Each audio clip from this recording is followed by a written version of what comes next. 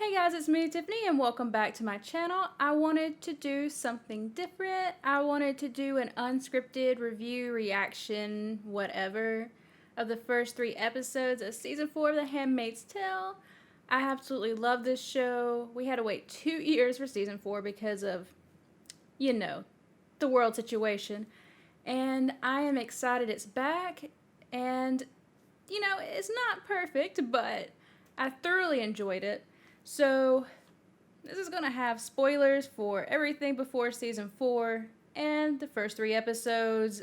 This is unscripted. I'm not going to censor myself. So, yeah, if that's a problem, go away. But I'm sure if you clicked on this, you probably knew what was about to happen. So, I thought it was interesting to see another child bride. Mrs. Keys is an interesting dynamic because when we saw the last one, she was very meek. She just wanted to be loved. And then Mrs. Keys is like, nah, I am tired of this. I want freedom. I am tired of these men. They have taken advantage of me. They have hurt me. And, it the child actress that played this was actually really good. Her being so young, there was a couple parts where I thought her performance was a little off. But for the most part, she did such a great job for somebody her age. And she really felt like she had gone through abuse and all this stuff. And it just makes you so angry, like, at this world because why are 12, 13, 14-year-olds being married off? And it's just like, and they're married off to the oldest men, too. It's not like even, like, 18-year-olds, which is still problematic. But it's the guy she got married to is kind of senile until we found out, she's been poisoning him. So I don't know if it's his age or if it's the poison or if it's a mix of the in-between. But I think it's interesting that she learned through her Martha how to basically sedate him and drug him up versus just straight up killing him. Because in this world, I'm not really sure what happens to wives when the commanders die. I'm sure they get put somewhere, but as young as she is, she probably get remarried off. But I'm not fully sure. I don't know if she goes to the colonies. That is something I would like the show to address at some point. Because the book and the show are so different. And I think there was one part in the original book where, the wives wore black veils, but she mentions that they happen less often. So I don't know where they go.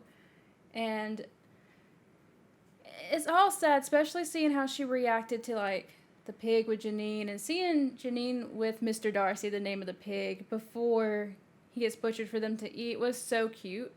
Janine's one of my favorite characters. Like, she may be a little out of touch with reality, but when you understand the stuff she's gone through and through the first 3 seasons, I think that's the way her mind protects itself, and protects her. And it's a lot, all this stuff's a lot. And then I love seeing the Waterfords, like, finding out about what June did. And I think it's insane that Fred thinks that, oh, are these children going to come back? The kids that were born before Gilead, why would they go back? Like, when you saw the end of season 3 and one little girl just saw her dad at the airport, that would be insane if they would send all those kids back.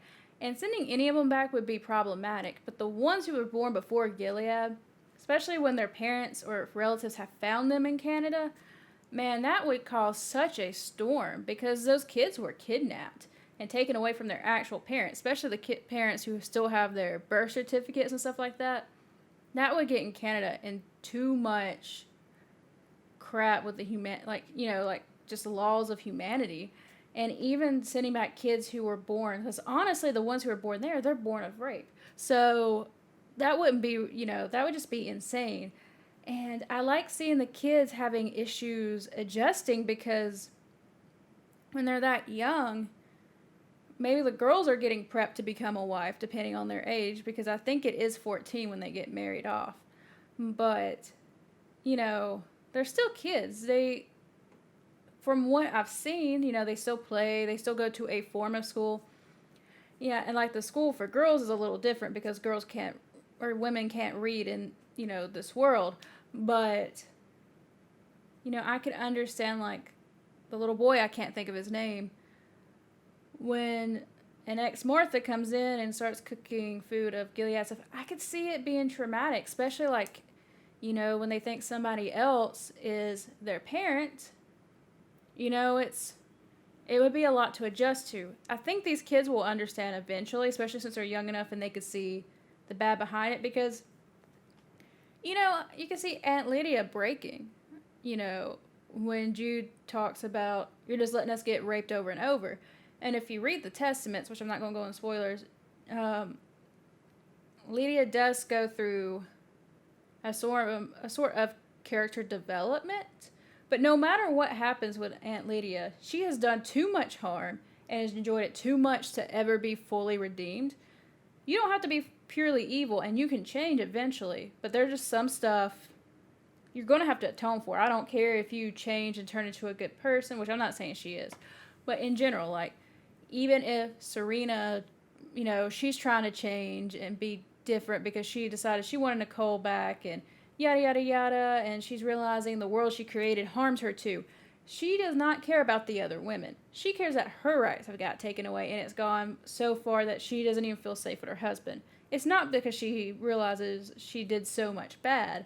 And I don't care if she turns into Mother Teresa, like, she's going to have to, atone for what she has done. And that's why I was actually happy that Fred turned on her and her immunity has gotten lifted up. And I know her lawyer's trying to get it back and blah, blah, blah, but I hope they fail. I really do. Because Serena has done too much, and she was one of these crusaders before Gilead happened to turn the world into this. And I don't think she wanted it to go this far. Like, I think she still wanted women to be able to read and stuff like that, but they just be more homemakers, kind of like, the 30, 40, and 50s and not the 1600s. But she's going to have to atone for it. She's done too much. Like, the thing with when June was pregnant and they took advantage of her, there was no need for that. There was absolutely no need to that. She hit June when June got her menstruation in one of the seasons, and it was just all this stuff. She just took out everything on June because she lost so much power. And I'll tell you one thing though, that actress, I can't think of her name at the moment, she is an amazing actress. Like, it makes me wonder, like, why are you so good at this? Because she played in Dexter too, and she was incredible in that. I'm sure she's played in other things, I just can't think of it off the top of my head or seen it. But the dude who also plays Fred, he is so believably awful, and I'm just like, how do you tap into this? How? But I don't know. And then I think it's interesting seeing, like, all those commanders getting poisoned with the alcohol, and they blame it on the bad alcohol. And that's the only reason June's last commander is still around, really. I can't think of his name. But it honestly threw me off for a little bit out of the show, because I'm like, how is he not dead? Because when they first opened that door, before I realized it was a barber's chair, I was thinking he was going to get the electric chair. Because I just looked at it for a split second, and then I was like, wait, that's not an electric chair. And I was like, man, because, I thought they were going to hang or do something old-fashioned, but maybe they didn't want that commander's secret getting out or what have you. I can kind of see Aunt Lydia getting out of it. I can. And that's kind of believable because she's not in every single house. She's not controlling every single person, but all this stuff happened in that dude's house.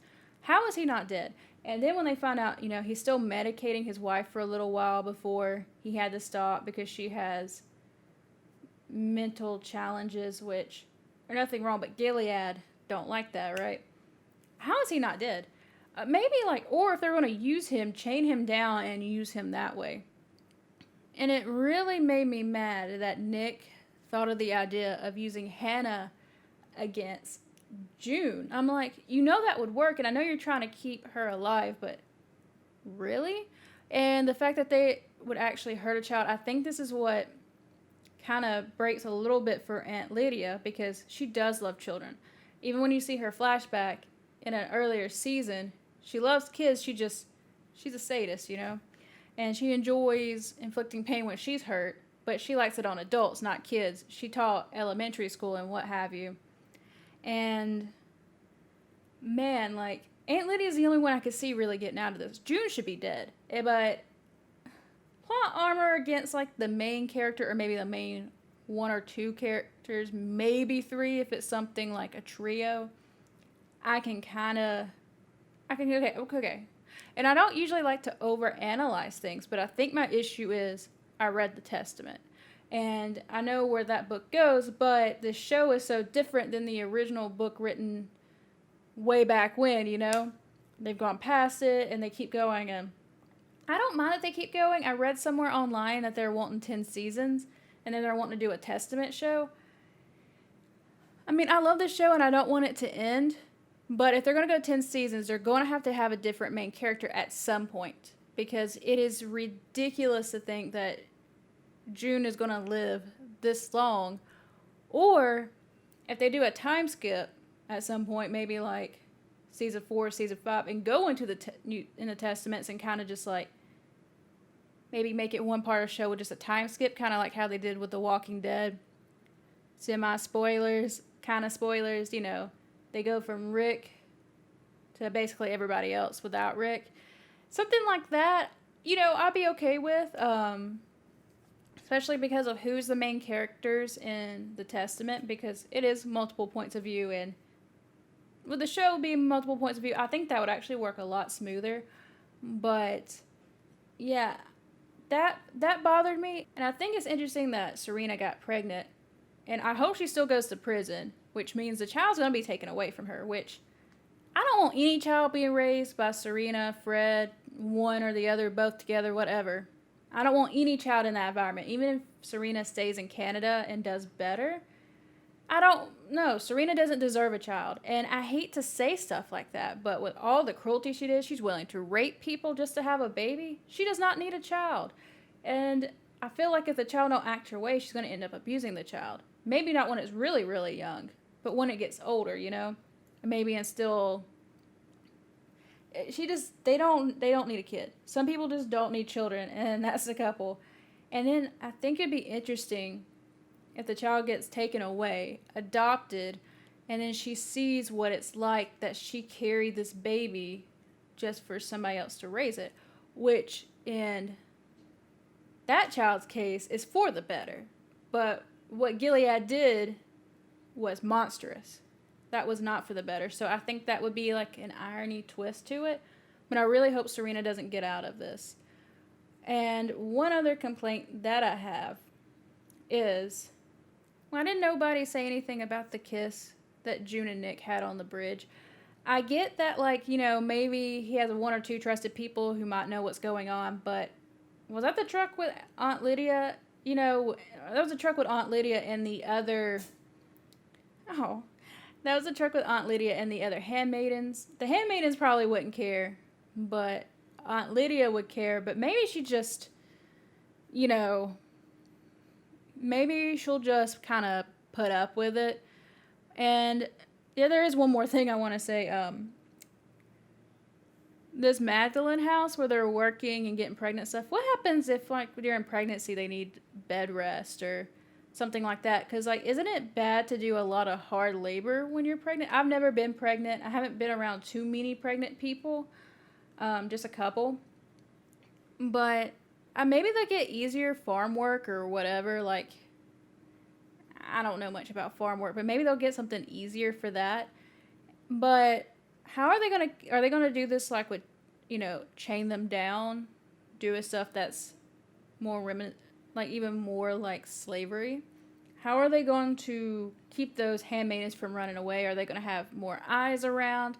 I think this is going to be an interesting twist. And is it only for handmaidens who cause issues? Because I knew they had that one place where they chain that one handmaiden down who drank bleach near a bed and she couldn't leave. Is it going to be similar to that, but in the field instead of underneath there because maybe there's more room or something? I'm not sure, but, you know, I think this is going to be an interesting thing, like, to see. I hate it for them, though, but I'm wondering if we're still going to see it anyways, because, you know, June and Janine got out, but the rest died. But I hope we still see it, kind of like how we saw bits of the colony. I hate that somebody's going to have to go there, but I do want to see how the setup would be, because that was, like, my first question, like, are they just going to chain them down? what are they going to do, you know, to keep them there? And I'm sure they don't have guns and stuff like that. But I'm really curious to see how June and Janine go from here. I'm pretty sure Janine has plot armor at this point too, but I don't think she'll be the next main character. That would be even more unbelievable than like June keep living. But yeah, I rambled a lot. It was all over the place, but here we are. If you enjoyed the show, let me know in the comment section below. If you dislike something, let me know that too. Let's have some friendly discussions about it, and I'll see you next time.